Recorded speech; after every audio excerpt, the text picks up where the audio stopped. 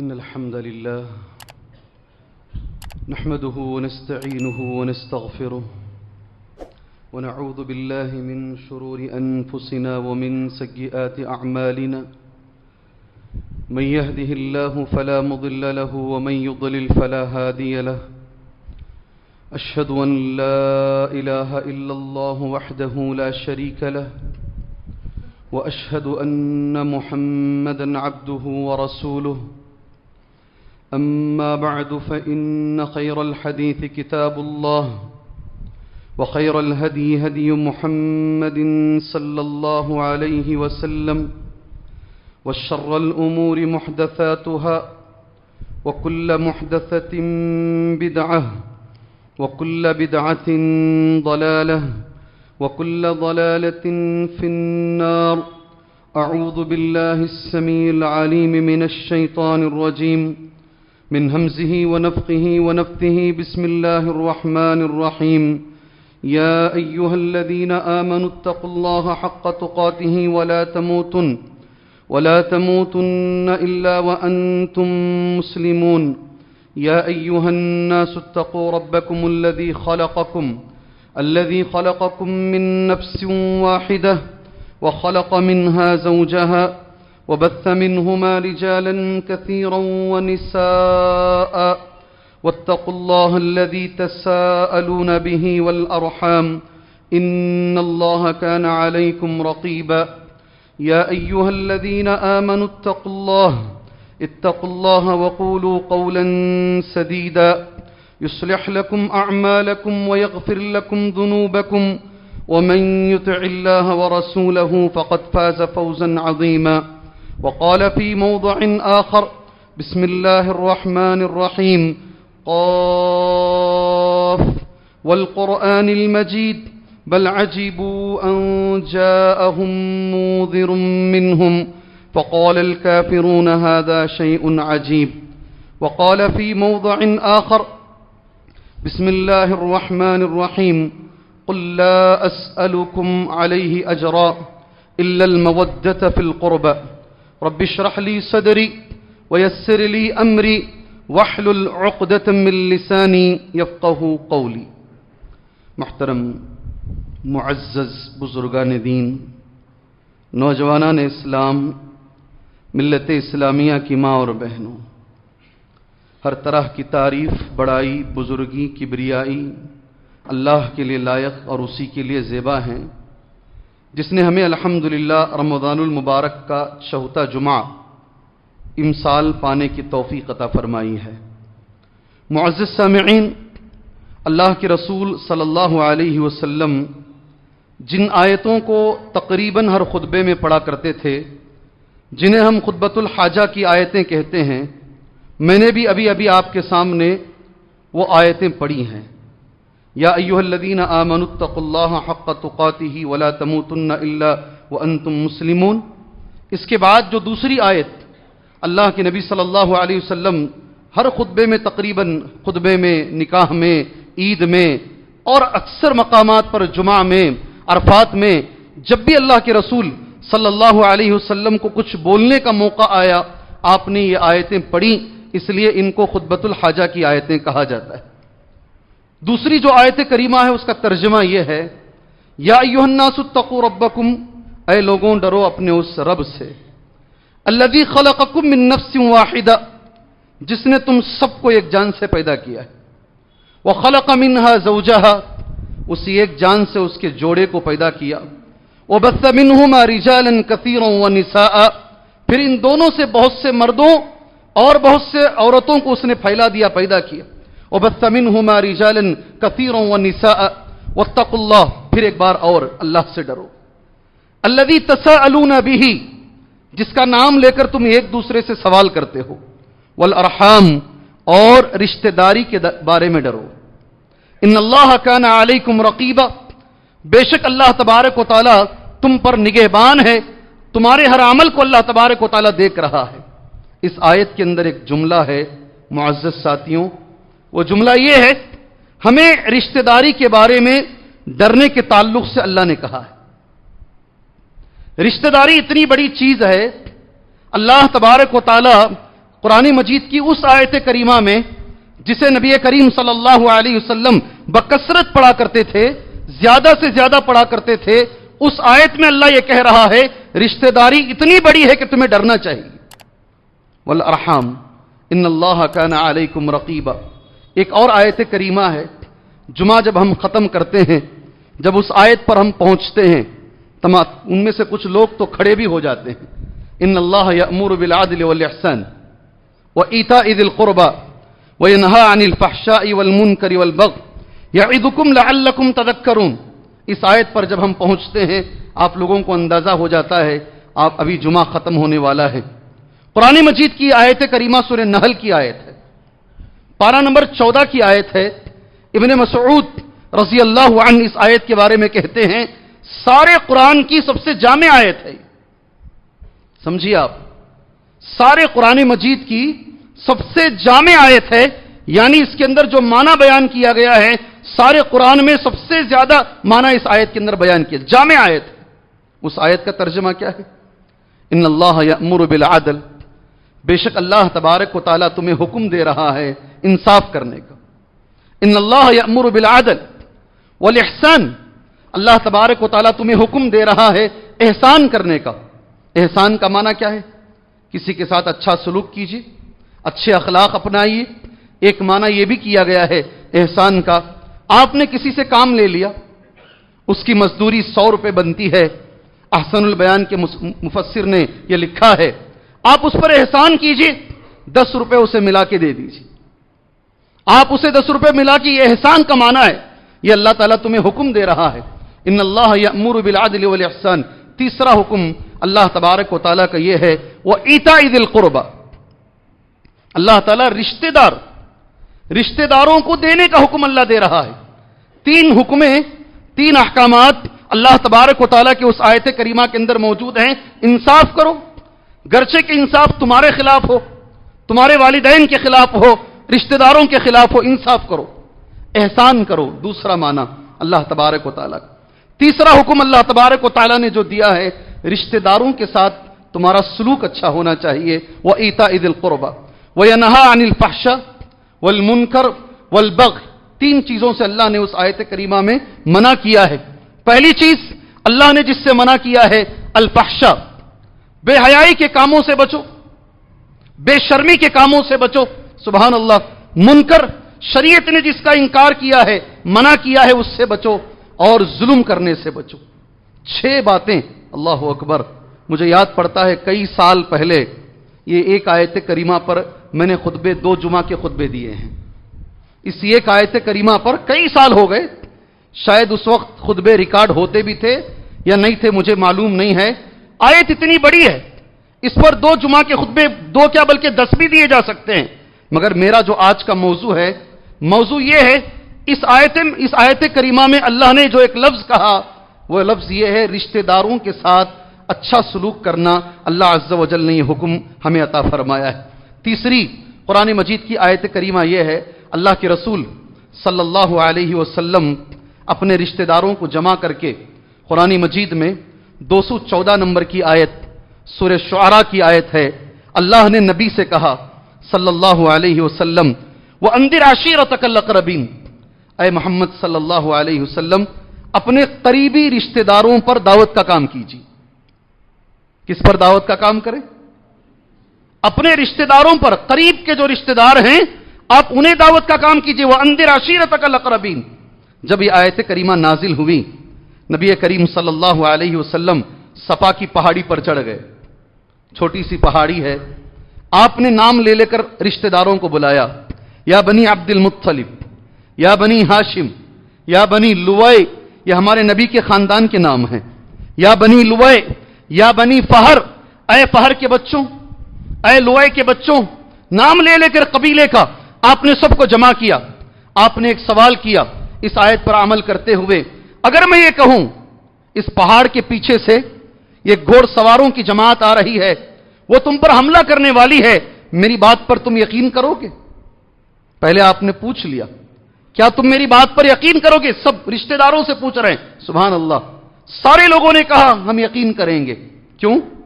ما جربنا علیک کذیبا ان کی زبان سے ایک لفظ نکلا، آج تک کبھی آپ نے جھوٹ نہیں بولا ہے، ہم نے آپ سے کبھی جھوٹ نہیں سنا ہے، آج بھی آپ جھوٹ نہیں کہیں گے، آپ کی بات پر ہمیں یقین ہے۔ پھر اللہ کے رسول صلی اللہ علیہ وسلم نے یہ لفظ کہا، انی نذیر لکم بین یدی عذاب شدید، یہ آپ کا پہلا لفظ رشتہ داروں کے لیے تھا، میں تمہیں ڈرانے کے لیے آیا ہوں ایک عذاب کے بارے میں جو آنے والا ہے۔ جب اللہ کے رسول نے یہ تقریر کی، تقریر سننے والوں میں ایک آدمی تھا ابو لہب، اللہ کے نبی صلی اللہ علیہ وسلم کا رشتہ دار تھا، یہ آپ کا سگا چچا ہے، یہ نبی کریم صلی اللہ علیہ وسلم کا سگا چچا ہے۔ اس نے نبی کریم صلی اللہ علیہ وسلم پر تانا مارا اور اس کے الفاظ اس کی زبان سے یہ نکلے، تبن لک یا محمد الہذا جمعتنا، تبن لک یا محمد الہذا جمعتنا، اتنا بول کے صباحا یا صباحا، وہ زمانے میں اگر اچانک حملہ ہو جاتا تو یہ لفظ کہا جاتا، نبی نے یہی لفظ کہا، یا صباحا، او بھائی جلدی آؤ جلدی آؤ، سبحان اللہ۔ اس نے کہا یہ بولنے کے لیے تم نے اتنی اہمیت سے ہمیں بلائی ہے، اللہ تمہیں برباد کرے آئے محمد۔ کیا کہا اس نے؟ تبن لک یا محمد، اس نے بد دعا دی۔ اللہ تبارک و تعالیٰ نے قرآن مجید میں اسے جواب دیا، سبحان اللہ، جو بھی اللہ کے رسول صلی اللہ علیہ وسلم کو بدنام کرنے کی اس دنیا میں کوشش کرے گا، اللہ تبارک و تعالیٰ اسے غارت کر کے چھوڑے گا، یاد رکھیے اچھی طریقے سے۔ جی ہاں، جو بھی کسی جگہ کوئی کارٹون بنائے گا، کسی دنیا کے اندر نبی کے خلاف حضرت عائشہ رضی اللہ تعالی عنہا کی شادی کو لے کر کبھی مذاق اڑائے گا، اس لیے کہ جب نبی پر کسی نے بات کہی اللہ نے اس کا جواب دیا، تبت یدا، اللہ کا جواب آپ جانتے ہیں، تبت یدا ابی لہب، نام لے کر قرآن مجید میں سورت ہے نام سے، سبحان اللہ، سورہ تب کے نام سے، تبت یدا ابی لہب، محمد صلی اللہ علیہ وسلم برباد نہیں ہوں گے، ابو لہب تو برباد ہوگا، سبحان اللہ۔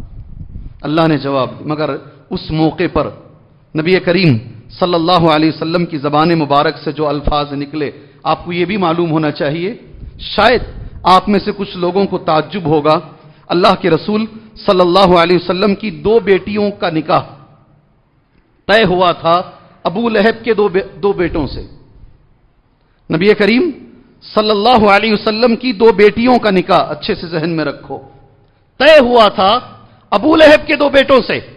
جب اللہ کے نبی نے یہ اعلان کیا، ابو لہب نے کھلا اعلان کیا، میں یہ رشتے توڑتا ہوں، سبحان اللہ، سب کے سامنے۔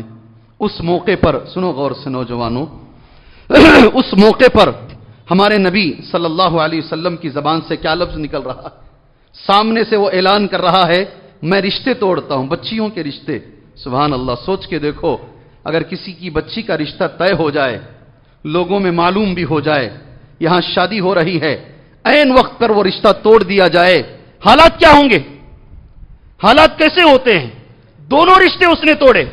اللہ کے نبی صلی اللہ علیہ وسلم نے اس کے جواب میں جو لفظ کہا، سبحان اللہ، قرآن مجید میں بھی وہ آیت موجود ہے، وہ جواب حدیث بخاری کی ہے، حدیث صحیح بخاری کے اندر بھی وہ الفاظ موجود ہیں، قل لا اسألکم علیہ اجرا الا المودۃ فی القربى، سبحان اللہ۔ قل، کہہ دیجئے اللہ کے نبی صلی اللہ علیہ وسلم، لا اسألکم علیہ اجرا، مجھے اس دعوتی کام پر کوئی اجر نہیں چاہیے، رشتہ داروں سے کہہ رہے ہیں، میں کوئی معاوضہ، کوئی تنخواہ نہیں چاہتا ہوں، سبحان اللہ، مجھے کوئی تنخواہ نہیں چاہیے، معاوضہ نہیں چاہیے، ایک چیز میں مانگتا ہوں، تم رشتہ توڑ رہے ہو توڑ لو، میں رشتہ نہیں توڑوں گا۔ یہ کس سے کہہ رہے ہیں نبی؟ میرے بھائیوں، سنا نہیں، یہ ابو لہب سے کہہ رہے ہیں، جس نے بیٹیوں کا رشتہ توڑا سب کے سامنے، جس نے بھری مجلس میں اللہ کے نبی صلی اللہ علیہ وسلم کو برا بھلا کہا، تبن لک یا محمد، اسے نبی یہ کہہ رہے ہیں۔ اور صحیح بخاری میں یہ الفاظ ہیں، سأبلھا ببلالھا، سأبلھا ببلالھا، میں اس درخت کو پانی ڈالتا رہوں گا، اس درخت کو کبھی میں سوکھنے نہیں دوں گا۔ عقل مندوں کے لیے اشارہ کافی ہے، میں یہ رشتہ داری کو کبھی کٹنے نہیں دوں گا، یہ رشتہ داری کبھی میں ٹوٹنے نہیں دوں گا، برابر میں اس رشتہ داری کو برابر باقی رکھوں گا، جاری رکھوں گا۔ کس کے ساتھ؟ میرا سوال آج کی جمعہ میں، اس رمضان المبارک کے بابرکت موقع پر، وہ نوجوان ساتھی، وہ بہنیں جو اس وقت جمعہ سن رہی ہیں یا میری بات ان تک پہنچ رہی ہے، باپ ذرا سا کچھ بول دیا، ماں باپ سے بات چھوڑ دیتے ہیں آپ لوگ، کیا نمازیں تمہاری قبول ہوں گی؟ کیا تمہارے سجدے قبول ہوں گے؟ جی تمہاری کیا لیلۃ القدر کی عبادتیں قبول ہوں گی؟ سبحان اللہ. ابو لہب سے نبی کہہ رہے ہیں، ابو لہب سے، تو میرا چچا ہے، میری بات نہیں مان رہا ہے، مگر میں رشتہ نہیں توڑوں گا، میں تیرے سے بات چیت نہیں چھوڑوں گا، میری بات چیت تیرے سے جاری رہے گی، میرا رشتہ تیرے سے جاری رہے گا. حالات یہ ہیں یہاں پر، تم قرآن بھی پڑھتے ہو، تم حدیث بھی پڑھتے ہو، رات میں تم تراویح کی نماز بھی پڑھتے ہو، مگر تمہاری بات چیت تمہارے باپ سے نہیں ہے. شرم آنی چاہیے، تمہیں شرم آنی چاہیے. اور نبی کریم صلی اللہ علیہ وسلم کی حدیث ہے، سن لو غور سے سنو. جی ہاں، اللہ کے نبی صلی اللہ علیہ وسلم فرماتے ہیں، نبی کریم صلی اللہ علیہ وسلم ہر جمعرات کے دن، سبحان اللہ، مسند احمد کی حدیث ہے، مسند احمد کی حدیث ہے، ان اعمال بنی آدم تعرض کل خمیس لیلۃ الجمعہ فلا يقبل عمل قاطع رحم. اللہ کے نبی نے کہا یہ جھوٹ نہیں ہے، یہ جھوٹ نہیں ہے. ہو سکتا ہے تمہارے ماں باپ نے دو بچوں کے بیچ میں فرق کیا ہوگا، ایک بچے کو ذرا زیادہ دیکھے ہوں گے، ایک بچے کو کم دیکھے ہوں گے، ہو سکتا ہے ان سے غلطیاں ہوئی ہوں گی، ہو سکتا ہے ذرا زبان سے انہوں نے تمہیں کچھ کہا ہوگا، سبحان اللہ، مگر یہ حدیث اس جمعہ سے لے کر جاؤ اور ڈر کے جاؤ، ڈر کر لے کر جاؤ. اللہ کے نبی فرماتے ہیں صلی اللہ علیہ وسلم، سبحان اللہ، جی ان اعمال بنی آدم کے بچوں کے جو اعمال ہیں، جو بھی تم کر رہے ہو، تم روزہ رکھ رہے ہو، قرآن پڑھ رہے ہو، تراویح کی نمازیں پڑھ رہے ہو، لیلۃ القدر جاگ رہے ہو، درسوں میں بیٹھ رہے ہو، صدقہ و خیرات کر رہے ہو، انفاق فی سبیل اللہ کر رہے ہو، سارے اعمال جمعرات کے دن اللہ کے پاس پیش کیے جاتے ہیں. کب پیش کیے جاتے ہیں؟ کب بھائی؟ خطیب پوچھے تو بول سکتے ہیں، کب پیش کیے جاتے ہیں؟ سبحان اللہ. اللہ کے رسول کی یہ الفاظ، تعرض کل خمیس لیلۃ الجمعہ، الفاظ بھی کیسے ہیں؟ ہر جمعرات کو جو جمعہ کی رات ہے، سبحان اللہ، دونوں الفاظ نبی نے کہہ دیے، کل خمیس لیلۃ الجمعہ، جمعہ کی رات اعمال پیش کیے جاتے ہیں. اور ذرا سن لو اس کے بعد نبی نے کیا کہا، فلا يقبل، ڈرو جی اللہ سے ڈرو، فلا يقبل عمل قاطع رحم، رشتہ توڑنے والے کا عمل قبول نہیں ہوتا. رشتہ توڑنے والے کا عمل، تمہاری دعائیں، تمہارے سجدے، تمہاری نمازیں، یہ قبول نہیں ہوتی. ایک حدیث میں یہ کہا گیا ہے، سبحان اللہ، اللہ سے ڈرو، کم سے کم اب تو ڈرو اللہ سے، کم سے کم اب تو ڈرو اللہ سے. سبحان اللہ، یہ موقع آپ اتنا مانگ رہے ہیں، حرام کی وجہ سے دعا قبول نہیں ہوتی، حرام کھانے کی وجہ سے، اور یہ بتایا گیا ہے رشتہ توڑنے کی وجہ سے. میں نے پہلے جمعہ میں آپ کے سامنے یہ کہا تھا، اللہ کے رسول صلی اللہ علیہ وسلم نے فرمایا یہ دونوں کے اعمال سائیڈ میں رکھو، حتی یصطلحا، یہاں تک کہ یہ دونوں آپس میں مل جائیں، ایک دوسرے سے بات چیت شروع ہو جائے. سبحان اللہ. عام مسلمانوں کے بارے میں یہ ہے، ماں باپ کے بارے میں، بھائی بہن کے بارے میں، بھائی کے بارے میں، اگر رشتے ٹوٹے ہوئے ہیں، اگر بات چیت بند ہے، آپ نبی کی اس حدیث کو کیسے سمجھیں گے؟ آپ، میرا سوال ہے مسلیوں، سننے والوں، نماز پڑھنے والوں، وہ لوگوں سے جو کہ نماز تو پڑھتے ہیں مگر رشتے توڑ کر ہیں، باپ سے بات نہیں ہو رہی ہے، ماں سے سالوں سے بات چیت نہیں چل رہی ہے، سبحان اللہ، ایسے سارے لوگوں سے اس ماہ مبارک کے اندر میرا سوال ہے رشتے کے بارے میں. نبی کریم صلی اللہ علیہ وسلم کی ایک اور حدیث ہے، اس پر عمل کیجیے. شاید نکاح کی کوئی تقریر میری ایسی ہوتی ہو جس میں یہ حدیث نہیں بولتا ہوں. میں ہمیشہ بولتا ہوں، دو نوجوان ایک ساتھ زندگی کا سفر شروع کرتے ہیں. اس مسجد سے بھی کئی نوجوان نکلے ہیں. اللہ سے میں دعا کرتا ہوں اللہ تعالیٰ وہ نوجوانوں کی زندگی میں، اللہ ان کی آخرت میں خیر و برکت عطا فرمائے، اللہ خیر و برکت عطا فرمائے. یہاں سے نکلے، امریکہ میں گئے. میں آج بھی بڑی شان سے یہ کہتا ہوں، سبحان اللہ، امریکہ کے صدر نے ہمارے ایک مسجد کے مصلی ایک نوجوان کو لیٹر لکھا. ایک بچہ یہاں سے ڈاکٹر بنا، یہاں سے نہیں جہاں پڑھنا تھا مگر مصلی یہاں کا تھا، پھر MD بھی کیا، پھر اس کے بعد کرونا کے زمانے میں امریکہ میں اس نے بہت اچھا کام کیا.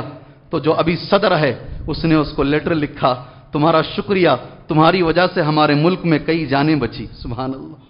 اس نے لکھا، جان تو اللہ بچانے والا ہے۔ نوجوان یہاں سے نکلتے ہیں، میں یہ سوال کرتا ہوں نوجوانوں سے، دونوں سیم پڑھے ہیں، دونوں کی تعلیم سیم ہے، کالجز سیم ہیں، مگر ایک نوجوان کو اللہ بہت ترقی دیتا ہے، دوسرا نوجوان وہیں کا وہیں رہتا ہے۔ آپ دیکھے ہیں زندگی میں بڑی آسانی سے ایک نوجوان آگے بڑھ جاتا ہے۔ کیوں آگے بڑھتا ہے؟ حدیث سن لو نبی کریم صلی اللہ علیہ وسلم کی۔ آپ اگر یہ سمجھتے ہیں صرف تمہارے ٹیلنٹ کی بنیاد پر، تمہاری صلاحیت کی بنیاد پر اگر تمہیں زندگی میں ترقی مل جائے گی، تمہارے سے بڑا بیوقوف دنیا میں نہیں ہے، نہیں ملتی میرے بھائی۔ اللہ کے نبی صلی اللہ علیہ وسلم کی یہ حدیث موجود ہے، نبی کریم صلی اللہ علیہ وسلم فرماتے ہیں من احب، یہ نبی کریم صلی اللہ علیہ وسلم کے الفاظ ہیں، من احب ان یبسط له فی رزقه وینسأ له فی اثره فلیصل رحمہ۔ سبحان اللہ، اللہ ہمیں عمل کی توفیق عطا فرمائے۔ میں نے پہلے جمعہ میں بھی کہا، آج دوبارہ میں کہہ رہا ہوں، میری دلی خواہش ہے آپ بھائیوں سے، کسی سے بھی بات چیت بند ہے، کسی سے بھی رشتہ ٹوٹا ہوا ہے، جمعہ کے بعد جا کے صحیح کر لو۔ آج رات تاخیرات ہے، کہیں یہ تاخیرات رد نہ کر دی جائے، ہمارے منہ پہ نہ مار دی جائے۔ تیری بات چیت ہی بند ہے، تجھے اپنا نفس بڑا ہے، اپنی عزت بڑی ہے، میرا قول بڑا نہیں ہے، میرا حکم بڑا نہیں ہے، کہیں ایسا نہ ہو جائے۔ اگر بند ہے پھر وہی میں کہوں گا تمہارے سامنے، ابو ہریرہ نے جو کہا رضی اللہ عنہ، میری مجلس میں وہ آدمی نہ بیٹھے جس کی بات چیت رشتہ ٹوٹا ہوا ہے۔ آپ جانتے ہیں پہلے جمعہ میں میں نے کہا رمضان المبارک کے ایک نوجوان اٹھ کر جا کر اپنی خالہ سے بات چیت کر کے آیا، جس کی بات چیت بند تھی۔ خالہ نے جاتے ہوئے پوچھا ابو ہریرہ سے پوچھنا، کیوں ابو ہریرہ نے یہ لفظ کہا؟ ابو ہریرہ نے کہا جس مجلس میں، سنو جی، جس مجلس میں رشتہ توڑنے والا بیٹھتا ہے، اللہ کے فرشتے نہیں آتے، رحمت کے فرشتے نہیں آتے وہاں۔ جی ہاں، جس مجلس میں رشتہ توڑنے والے بیٹھتے ہیں، ماں بہنوں آپ سے بھی میری گزارش ہے، کلیجہ منہ کو آ جاتا ہے، سبحان اللہ، کلیجہ منہ کو آ جاتا ہے۔ اللہ کے نبی نے فرمایا صلی اللہ علیہ وسلم من احب ان یبسط له فی رزقه وینسأ له فی اثره فلیصل رحمہ۔ ہمارے نبی کے الفاظ سچے ہیں، یہ ہو کر رہتا ہے۔ من احب ان یبسط له فی رزقه، جس مسلمان کو یہ بات پسند ہو اللہ اس کے رزق میں برکت دے۔ کیا چیز ہے نوجوانوں؟ رزق میں برکت، دروازے کھلتے چلے جائیں، کوئی بھی چیز ہاتھ میں لے رہا ہے اللہ خیر و برکت سے نواز رہا ہے، سبحان اللہ۔ من احب ان یبسط له فی رزقه وینسأ له فی اثره، اللہ اس کی عمر میں برکت دے۔ دو چیزیں، جی ہاں، لمبی عمر ہو، بیماریاں نہ ہوں، برکت اسی کو کہتے ہیں۔ وینسأ له فی اثره، اللہ اس کے رزق میں برکت، اللہ اس کی عمر میں برکت عطا فرمائے۔ نبی نے کہا صلی اللہ علیہ وسلم، سبحان اللہ، فلیصل رحمہ، آج ہی کرو، ٹوٹے ہوئے رشتوں کو جوڑو، خاندان میں یاد کر کر کے فون کرو، سبحان اللہ۔ ایک صحابی آئے نبی کریم صلی اللہ علیہ وسلم کے پاس، کہا ماں باپ کے مرنے کے بعد بھی کیا ان کا کوئی حق ہے کیا ہمارے اوپر؟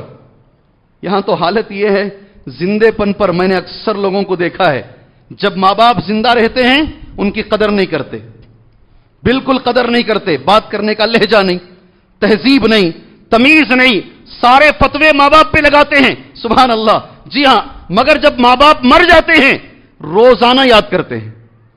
کسی نے بہت اچھا کہا، سبحان اللہ، بازو بیٹھ کر بھی ہزاروں کلومیٹر دور جو آدمی ہے اس سے بات چیت چلتی رہتی ہے، واٹس ایپ کے تھرو سے، فیس بک کے تھرو سے۔ بازو جو ماں بیٹھی ہے اسے بات کرنے کے لیے اس کے پاس ٹائم نہیں رہتا ہے۔ حالات یہ ہیں، مگر وہی ماں جب مر جاتی ہے، وہی باپ جب مر جاتا ہے تو کفن کا کپڑا ہٹا کر دیکھتے ہیں۔ جی کہیں دور ہے نا، وہاں سے دوڑے چلے آتے ہیں تاکہ ہٹا کر ایک مرتبہ دیدار کر لیں۔ جب زندہ ہیں دیدار کر لو، جب زندہ ہیں انہیں دیکھ لو اچھی طریقے سے میرے بھائیوں، اور رشتوں کو جوڑو۔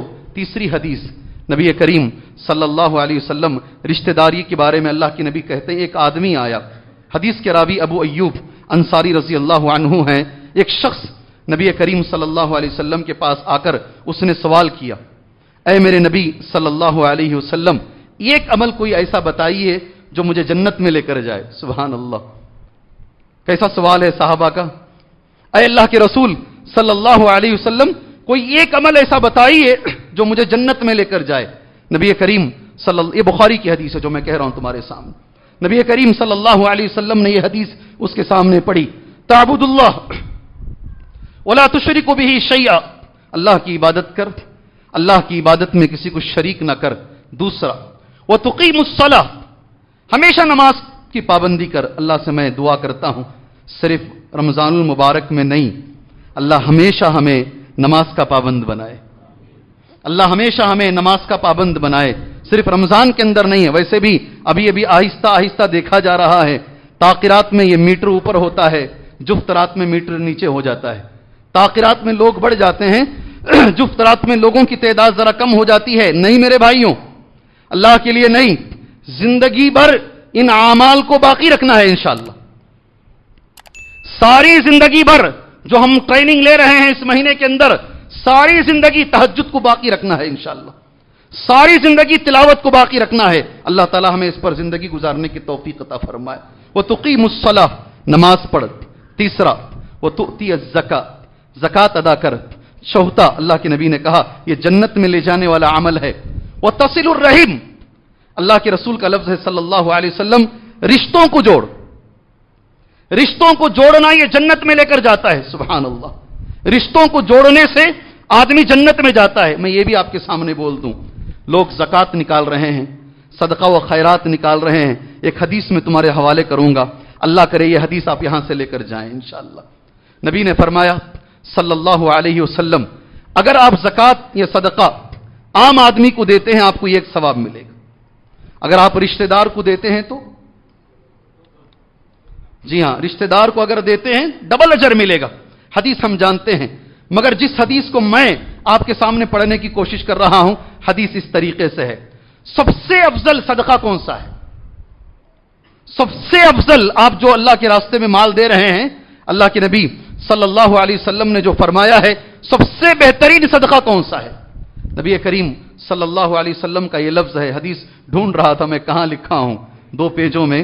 ابن خزیمہ کی حدیث ہے، ابن خزیمہ کی حدیث ہے. نبی کریم صلی اللہ علیہ وسلم کا لفظ ہے، دل بڑا کر کے دیکھو، اس حدیث پر عمل کرو انشاءاللہ. افضل الصدقہ، سب سے فضیلت والا صدقہ، سبحان اللہ، الصدقۃ علی ذی الرحم الکاشح.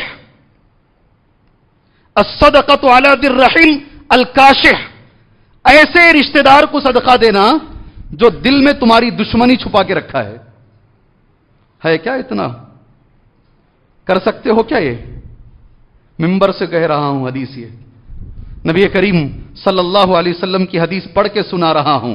جی ہاں، سب سے زیادہ ثواب، سب سے زیادہ افضل صدقہ نبی کہتے ہیں صلی اللہ علیہ وسلم، ایسے رشتہ دار کو تو دینا ہے، ایسے رشتہ دار کو دینا جس نے دل میں دشمنی چھپا کے رکھا ہے. سبحان اللہ، اللہ تبارک و تعالی ہمیں اس کی توفیق عطا فرمائے. جی ہاں، ہمیں چاہنے والے، ہمارے گھر میں آ کر ہمارے گھر کے کام کرنے والے رشتہ دار، ہماری شادیوں میں شریک ہونے والے رشتہ دار، ہمارے بچوں کے ساتھ اچھا سلوک کرنے والے رشتہ دار، ان کو ہم دیتے ہیں. ہمارے خلاف ہماری غیبت کرنے والے، ہمارے خلاف ہماری سازشیں کرنے والے، ہماری زبان میں اگر میں کہوں ہماری پیٹھ میں چھرا مارنے والے، ایسے رشتہ داروں کو صدقہ کرنا، انہیں اللہ کے راستے میں دینا، نبی فرماتے ہیں صلی اللہ علیہ وسلم یہ سب سے افضل صدقہ ہے.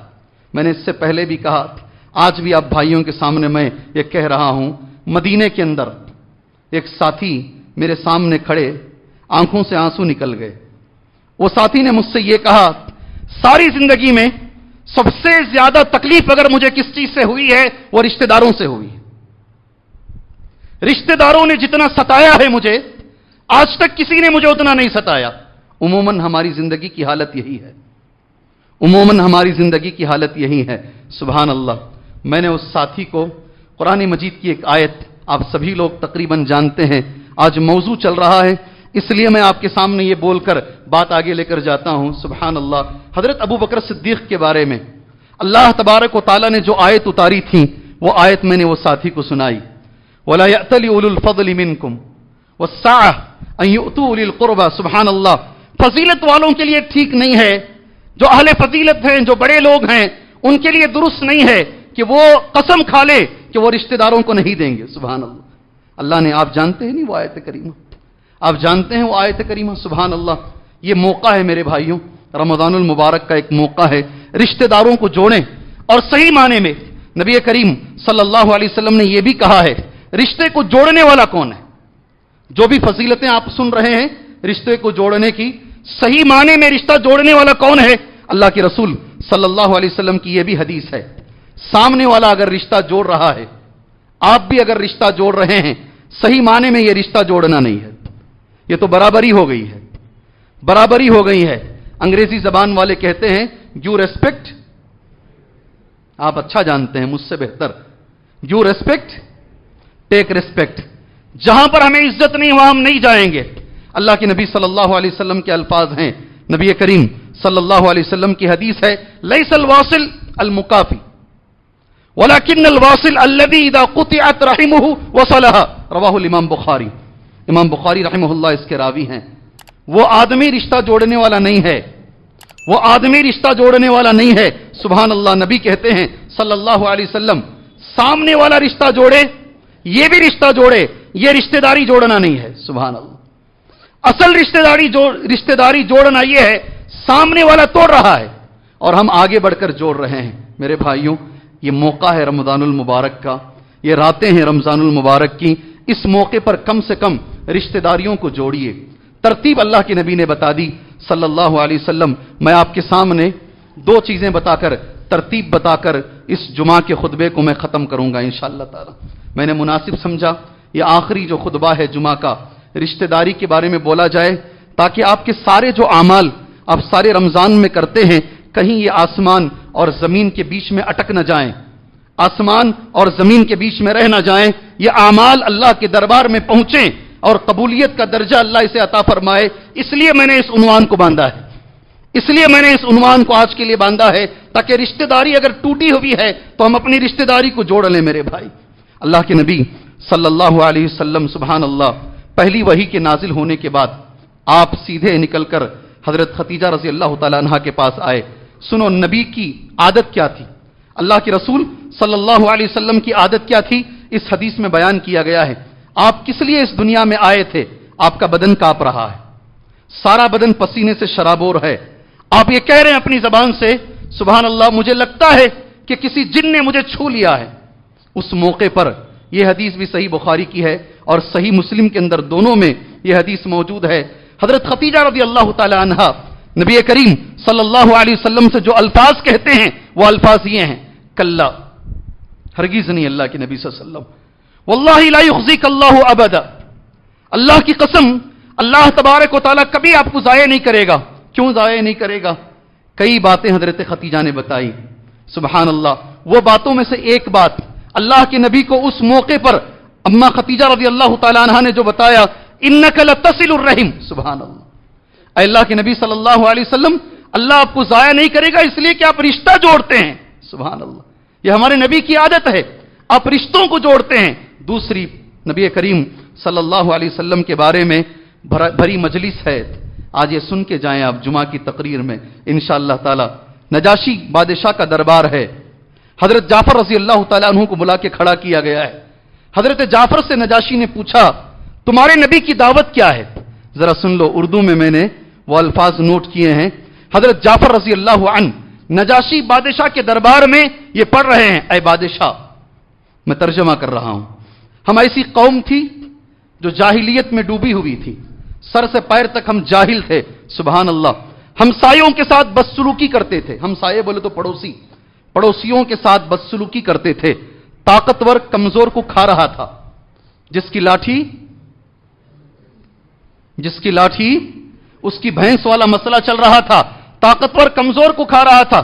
ایک رسول آئے، یہ ہماری حالت تھی، ہم جاہل تھے، ہم اس طریقے کے جو ہے لوگ تھے، ہمارے بیچ میں ایک رسول آئے، انہوں نے ہمیں اللہ کی طرف بلایا، پہلا لفظ انہوں نے ہمیں اللہ کی طرف بلایا، امانت ادا کرنے کا حکم دیا، تیسرا اس تقریر کا تیسرا لفظ سبحان اللہ قرابت داروں کو جوڑنے کا حکم دیا۔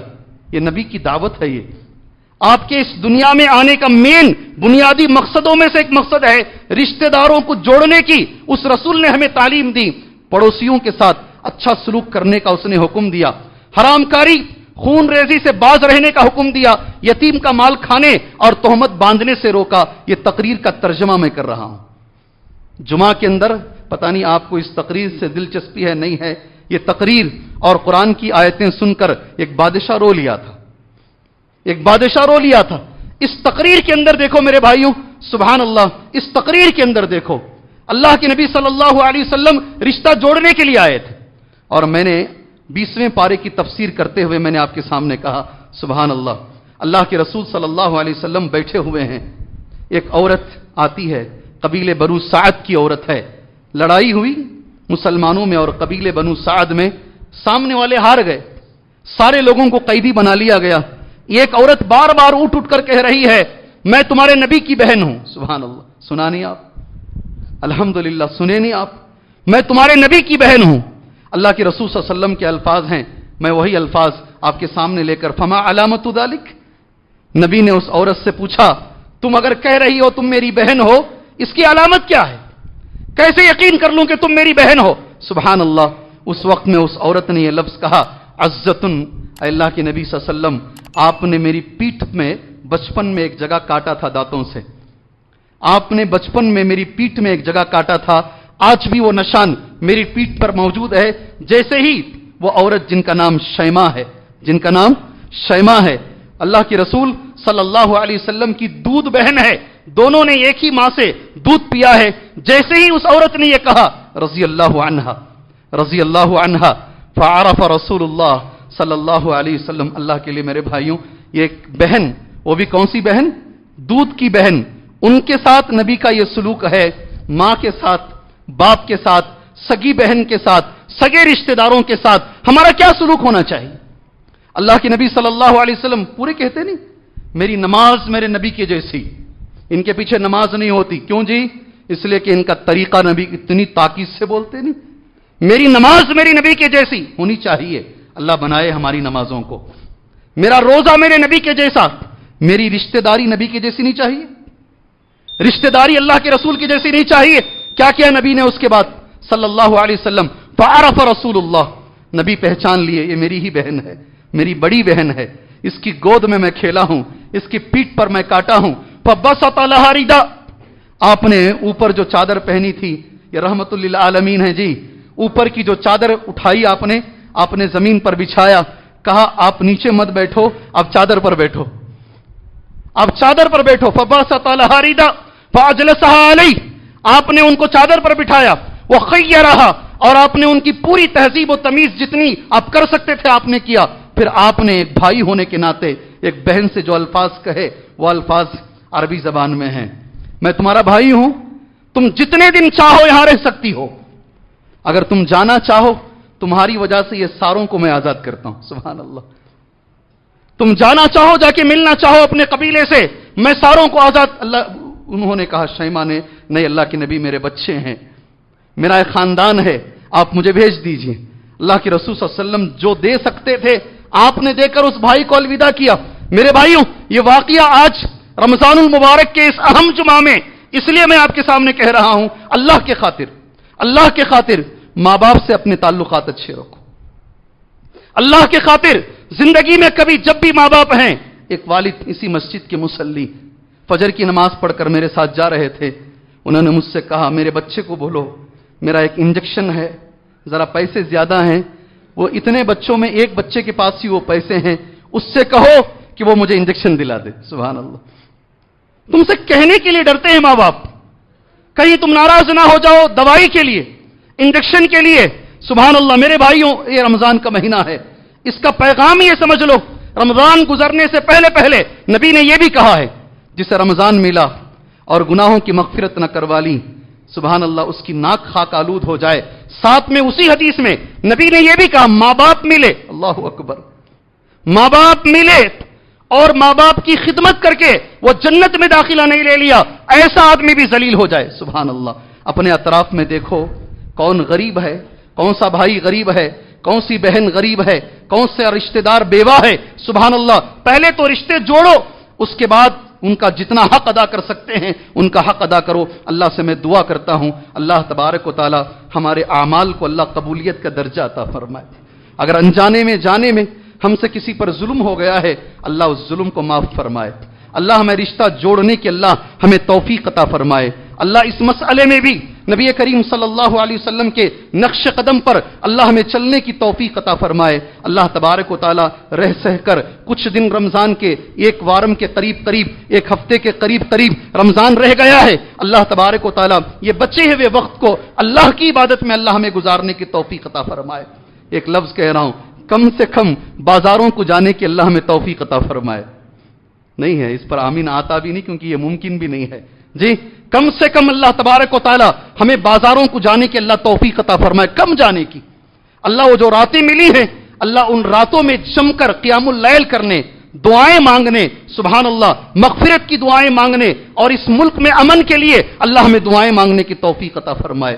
میں ہر جمعہ میں یہ دعا مانگتا ہوں، اللہ میرے ہر مسلمان ساتھی کو توحید کی دولت عطا فرمائے، اللہ میرے ہر مسلمان بھائی کو توحید کی دولت عطا فرمائے، میرے ہر مسلمان ساتھی کو اللہ شرک سے بچائے، اللہ میرے ہر مسلمان ساتھی کو شرک کی بیماری سے بچائے، اللہ میرے ہر مسلمان ساتھی کو اتباع سنت کی دولت عطا فرمائے، نبی کی سنت پر چلنے والا بنائے، اللہ میرے ہر مسلمان ساتھی کو بدعات سے بچائے، اللہ قبر پرستی سے بچائے، اللہ ساری دنیا کے مسلمانوں کے مسائل کو حل فرمائے، اللہ ساری دنیا کے انسانوں کے، مسلمانوں نہیں، اللہ سارے انسانوں کے مسائل کو اللہ حل فرمائے، اللہ اس دنیا میں امن کو قائم رکھے، اللہ اس ملک میں امن کو قائم رکھے، اللہ اس اسٹیٹ میں اللہ تبارک و تعالی اس اسٹیٹ میں اللہ امن کو قائم رکھے، اللہ تبارک و تعالی اسلام کو عزت دے، اللہ مسلمانوں کو عزت دے، اللہ اسلام کو عزت دے، اللہ مسلمانوں کو عزت دے۔ میرے بھائیوں، آپ سے میرا ایک وعدہ ہے، یا آپ مجھ سے ایک وعدہ کریں، آپ اپنے دل میں کر لیں وعدہ،